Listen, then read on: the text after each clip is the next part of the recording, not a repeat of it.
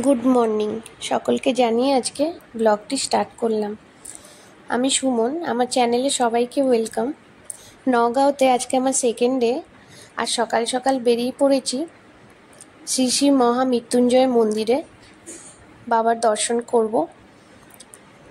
নওগাঁওতে যখন এসেই পড়েছি, আজকে একটা বিশেষ দিনে বাবার দর্শন করে সত্যি মনটা ভালো লাগবে, তাই ভেবে বেরিয়ে পড়লাম। আগে জানতাম না এই মন্দিরের বিষয়ে, এখানে এসে শুনলাম এখানে বিশাল বড় শিবলিঙ্গ আছে, বিশ্বের সবথেকে বড় শিবলিঙ্গ, 126 ফুট উচ্চতার। সত্যি আমি আগে জানতাম না, আমি এখানে আসার পর এটা শুনলাম।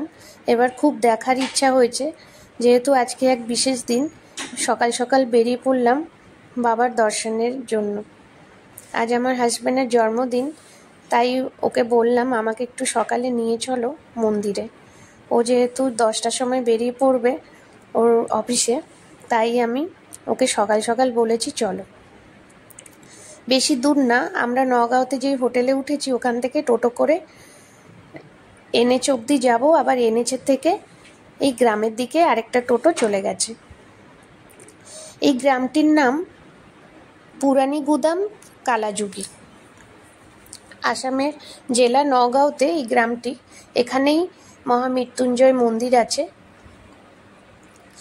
কথা বলতে বলতে মন্দিরের কাছে চলে এসেছি। আশেপাশে অনেক দোকান আছে, ফল প্রসাদের দোকান, তারপরে প্রদীপও পাওয়া যায়। অনেক দোকান এখনো খোলেনি, যেহেতু অনেকটা সকালে আমরা এসেছি। চলো এবার প্রসাদ নিয়ে মন্দিরের ভেতর যাব।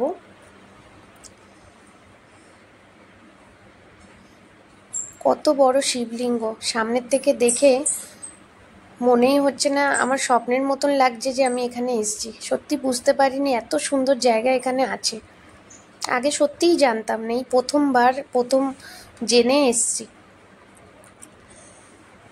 দোকানেও কি সুন্দর ছোট ছোট শিবলিঙ্গ, যারা যারা বাড়িতে পুজো করেন তারা নিয়ে যেতে পারবেন।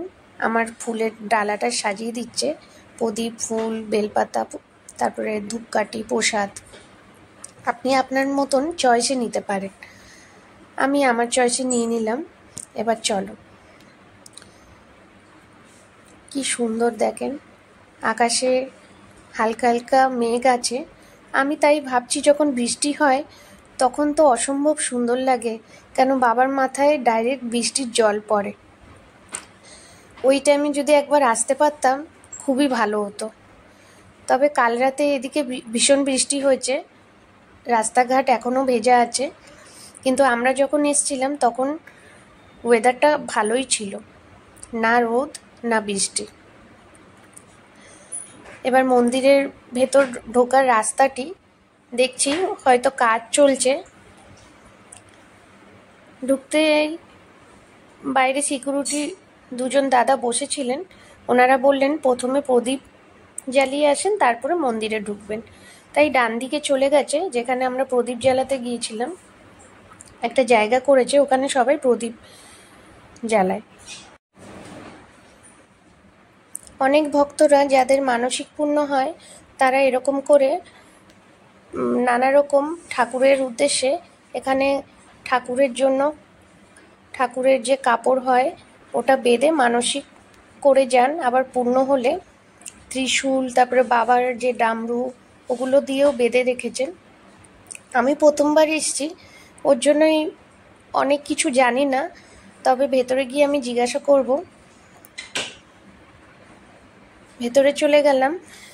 মন্দিরের সৌন্দর্য আরও বাড়ানোর জন্য চারিদিকে দেখছি জলাশয়ের মতন করা হয়েছে, ওখানে নানা রকম মাছ, কচ্ছপও দিয়েছে, যেগুলো আমি মন্দির থেকে বেরোনোর টাইমে দেখতে পারবো। চলো এবার মন্দিরের ভেতরে চলে যাচ্ছি। চারিদিক দেখেছেন কি সুন্দর বাগান, ফুলের বাগান। পুজো দিয়ে নিই, তারপরে ওদিকে গিয়ে দেখব। আমাদের পুজো হয়ে গেছে। আমি যখন পুরোহিত মশাইকে বললাম আমার হাজব্যান্ডের আজকে জন্মদিন, ওর নামে একটু বিশেষ পুজো দিয়ে দাও, ওনারা কি সুন্দর করে পুজো দিয়ে দিলেন। প্রথমে ভেবেছিলাম হয়তো ভিডিও করা যাবে না বা ফটো তোলা যাবে না, কিন্তু পাশে একজন ভদ্রলোক বসেছিলেন, তিনি বললেন না না কোনো অসুবিধা নেই, করতে পারেন। এখানে বাবার অভিষেক চলছে, পুজো চলছে, মন্ত্র একটা উচ্চারণ হচ্ছিল, খুব সুন্দর লাগছিল। পরিবেশটা খুব শান্ত আর মনে হচ্ছিল ওখানেই বসে থাকি। তবে আমাদের বেরোতেও হবে, এত সুন্দর করে পুজো দিয়ে বেরিয়ে পড়লাম। যদি কবেও আসেন আপনারা, একটু সকাল সকাল এলে খুব সুন্দরভাবে পুজো দিতে পারবেন। মন্দিরের ভেতরটা অসম্ভব সুন্দর। বাইরে বেরিয়ে এসেছি, এবার সামনেই মায়ের মন্দির, মায়ের মন্দিরে গিয়ে একবার মাকে দর্শন করে আসি। বৃষ্টি হলে বাবার মাথা থেকে জল যে পড়বে, ডাইরেক্ট এখান থেকে পড়বে, তখন নাকি আরও সুন্দর লাগে দেখতে।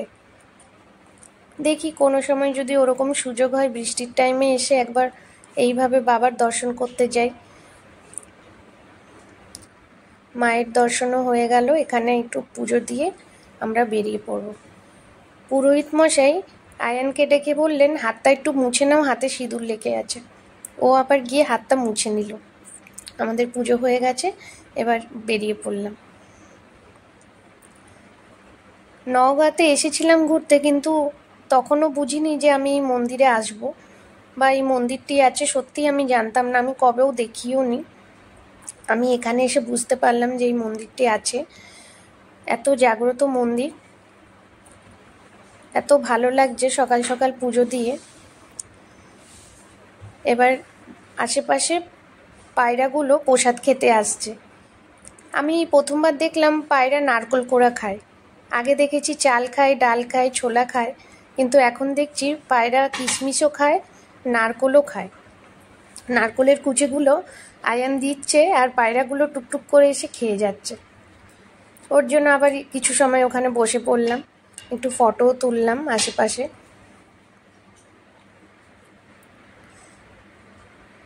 ভীষণ পরিষ্কার পরিচ্ছন্ন আশেপাশে, আর চারিদিক দিয়ে ফুলের বাগান। শীতকালে হয়তো এই জায়গাটা অনেক রং বেরঙের ফুল ভরে বাগান হতে পারে। আমি তো কবেও আসিনি, ইচ্ছা আছে একবার শীতকালে সেই বাগানটা ঘুরে দেখার। এখন যেহেতু বৃষ্টিকাল, তো বৃষ্টিতে হয়তো অনেক গাছপালা এখন নেই।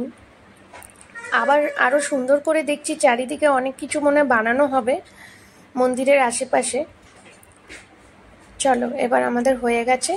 আয়ান তো একদমই যেতে চাইছে না, ও খালি পায়রাকে খাওয়াবে। নিচে এটি বিশ্রাম ঘর, এখানে গুরুদেবের মূর্তি আছে, এখানে প্রণাম করে বেরিয়ে গেলাম। মন্দিরের তরফ থেকেও প্রসাদ বিতরণের ব্যবস্থা আছে। আমাদের প্রসাদের থালায় ওনারা আবার মন্দিরের ভেতর থেকে প্রসাদ এনে দিলেন। খুব সুন্দর ব্যবস্থা। ছোট ছোট মাছ ভর্তি, আর ওদিকে দেখলাম দুটো কচ্ছপও আছে। যে প্রসাদগুলো মন্দিরের ভেতর থেকে দিলেন, ওই প্রসাদের থেকে একটু আয়ান আবার মাছদের খেতে দিচ্ছে। আমি ওকে মানা করেছিলাম, তবুও ওর ইচ্ছা দেওয়ার, কিন্তু দেওয়ার পর দেখছি মাছগুলো টুকটুক করে ওই প্রসাদগুলো কিন্তু খাচ্ছে। কারা কারা আগের থেকে জানতেন, আমি তো জানতাম না সত্যি এখানে বিশ্বের সবথেকে বড় শিবলিঙ্গ বাবা ভোলেনাথ এখানে বিরাজমান করেন। আমি নওগাঁওতে আসার পর শুনেছি, তবে আজ বিশেষ দিনে এসে ওনার দর্শন পেয়ে আর পুজো করে খুব খুশি হয়ে এবার হোটেলে ফিরে যাব। আমি প্রথমে ভাবিনি এত সুন্দর আজকের দিনটি হতে পারে। আপনারাও যারা যারা আমার মতন জানতেন না আগের থেকে, আমার ভিডিওটি দেখে নিশ্চয়ই জেনে গেছেন। যদি কবেও আসামে ঘুরতে আসেন বা এখানে কোনো কাজের সূত্রে, একবার এসে নওগাঁওতে এসে এই মহামৃত্যুঞ্জয় মন্দিরটি ঘুরে যাবেন। খুব সুন্দর, আশেপাশে অসম্ভব সুন্দর পরিবেশ, চারিদিকে ফুলের গাছ বাগান ভর্তি, আর নানা রকম পায়রা, মানে নানা রকম কেন বলছি, বিভিন্ন রকমের রং বেরঙের পায়রা এখানে আছে, খুব সুন্দর। চলো এবার আমরা বেরিয়ে পড়বো হোটেলের দিকে। আপনাদের যদি ভিডিওটি আমার ভালো লেগেছে তাহলে সাবস্ক্রাইব করে দেবেন প্লিজ, আর লাইক শেয়ারও করে দেবেন, আর পাশে থাকা বেল আইকনটি প্রেস করে দেবেন যাতে নতুন নতুন আরও সুন্দর সুন্দর ভিডিওর নোটিফিকেশন আপনাদের কাছে আগে পৌঁছাতে পারে। সবাই ভালো থাকবেন, সুস্থ থাকবেন। আর আমার এই বিশেষ দিনটায় আমি পুজো দিয়ে আমার মনটাও ভীষণ ভালো হয়ে গেছে। আমি খুব মনে শান্তি নিয়ে এবার আমি ফিরে যাব হোটেলে। নমস্কার, সবাই ভালো থাকবেন।